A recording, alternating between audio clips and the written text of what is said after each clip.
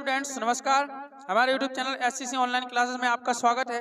और जैसा कि आप सभी को पता है कि हमारे चैनल पर 12th क्लास की एनसीईआरटी फिजिक्स का सिलेबस कंटिन्यू चल रहा है, ठीक है, जिसमें हम चैप्टर 4 विद्युत गतिमान आवेश एवं चुंबकत्व पढ़ रहे हैं। तो उसी की श्रृंखला को आगे बढ़ाते हुए आज पढ़ेंगे हम एम्पियर के परिपथीय नियम का पहला अनुप्रयोग, ठीक है। एम्पियर के परिपथीय नियम का पहला अनुप्रयोग पढ़ेंगे आज हम, ओके।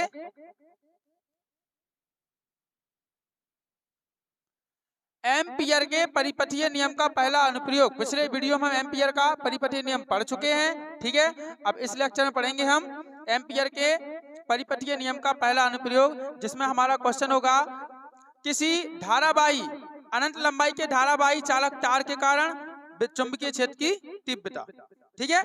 आज का हमारा कॉन्सेप्ट क्या है?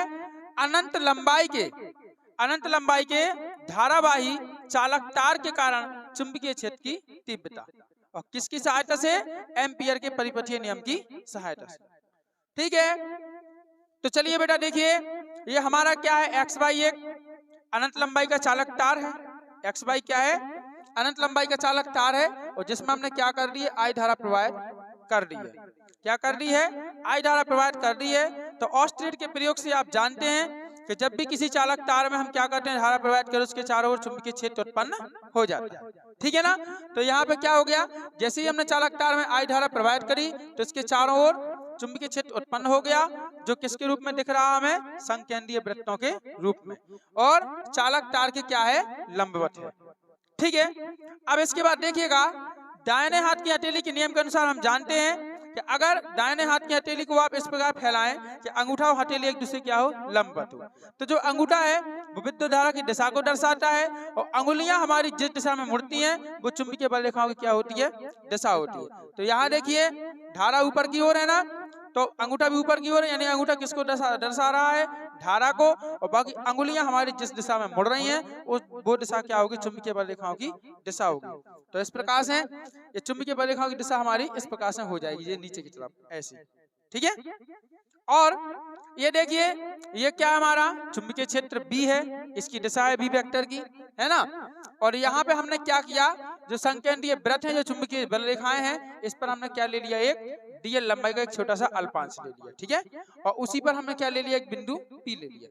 और जो ओस है, मतलब जो इसके चालक तार है, तो चालक तार का जो बिंदु है वहां से ओ भी कर सकते हो, वो भी लिख सकते हो आप कि बिंदु ओ से कितनी दूरी पे? पी आर दूरी पर है। क्लियर है? बिंदु ओ से कितने दूरी पर? आर दूरी पर। तो इस प्रकार से आप भाषा को, और बिंदु ओ से आर दूरी पर स्थित कोई बिंदु पी है, और जिस पर हमें क्या करना है? चुंबकीय क्षेत्र की तीव्रता ज्ञात करनी है। क्लियर है? तो ये जो हमने जैसा कि चित्र में बताया है वैसा आपको वर्णन कर लेना है, पूरा लिखना है कि माना कि एक्स वाई एक चालक तार है जिसमें आई धारा प्रवाहित हो रही है, ठीक है।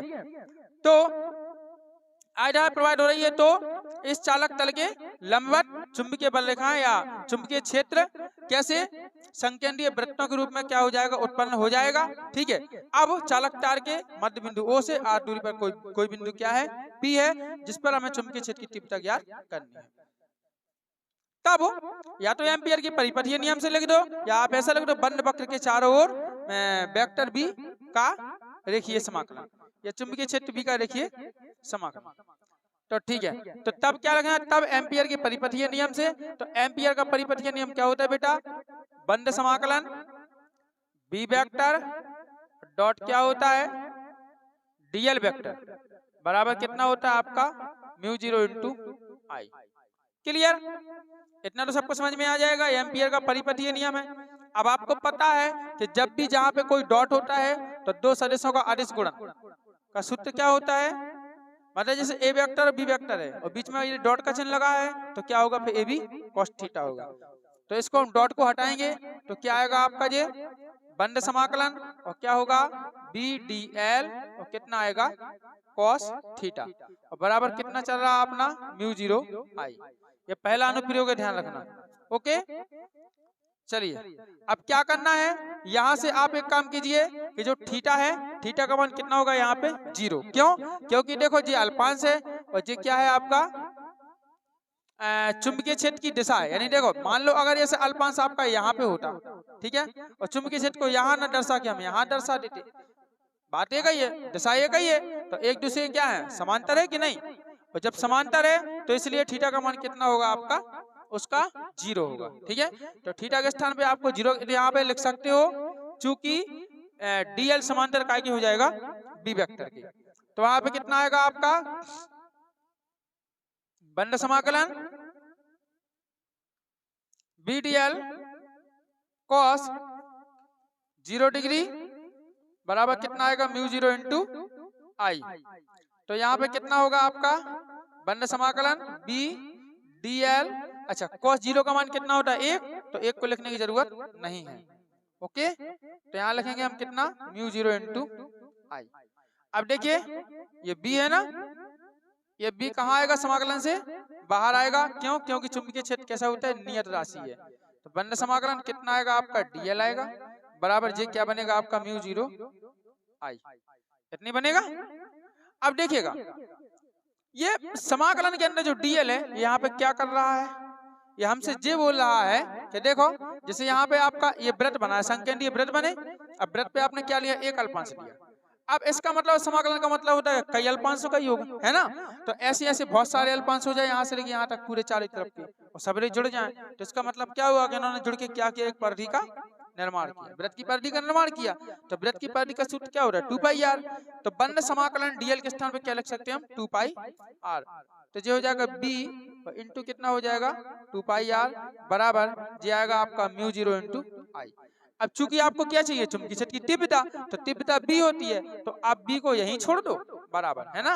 और जी हो जाएगा आपका आई और बटे कितना हो जाएगा 2 पाई आर।